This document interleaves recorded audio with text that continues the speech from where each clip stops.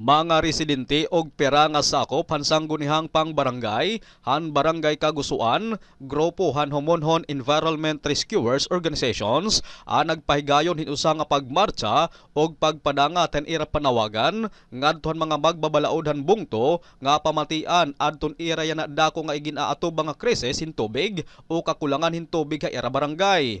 Hadto nag-agi nga Miyerkules, Oktubre 23, naglabi gihapon irahan ira panawagan ngadton sanggunihang bayan durante ang sesyon nga maaksyonan iton ira problema. Panawagan nira ngadtuhan provincial government og Department of Environment and Natural Resources nga hagilayon mabaton iton ira problema nga kakulangan iton ira surok han tubig. Adiman an pera nga pamahayag han mga kagawad han barangay kasuguran og pera gihapon nga residente han barangay. Ako na lang ma-preserve ito nga mga area nga diri pa na gagalaw, nga diri na ulatan. Kay para mo talaga kapitado ang barangay pag-abot ng tubig, ang water source.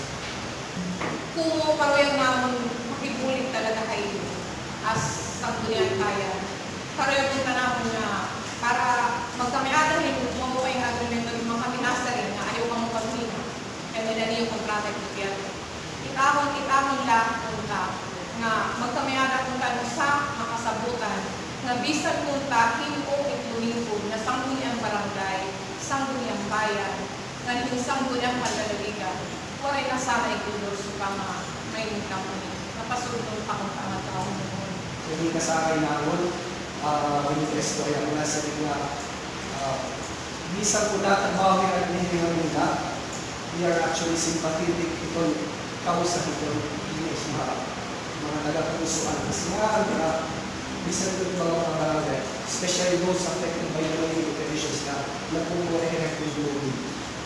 One project, but we're still in the process of doing the so that this one doesn't worry. Certainly are willing to signify in this community. So it will be Sumala naman kan Konsehal Poli Bagro kumuhian presiding officer han nasabi nga sesyon ini nga era problema ani gre-refer ngadton Committee on Environment para mahingadayan ngan maaksyonan hagilayon.